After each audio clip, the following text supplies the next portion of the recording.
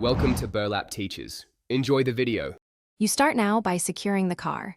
Shift to park, engage the handbrake, and keep the key fob within reach so electronic locks stay available. Next, fold the rear center armrest or use the split seat release. This grants access to the trunk opening from inside. Once done, remove the small access panel or pry gently at the carpeted trim. This reveals the emergency trunk release cable or electronic actuator. Use gloves and a flashlight so you can see fasteners and avoid damaging trim while proceeding. You now locate the trunk latch area through the opening.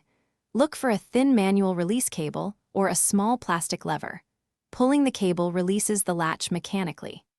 If you find an electric actuator and the battery is dead, access the rear fuse box or battery terminal point to briefly supply power. Use a 12V jump pack or run a short jumper wire from a portable battery pack to the actuator connector. Make sure to avoid shorting terminals and to keep connectors dry while you actuate the latch. Once the latch releases, you should lift the trunk, support it with a prop, or have an assistant hold it so it doesn't fall.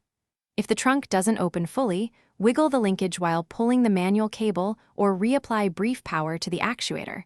This clears sticky latches.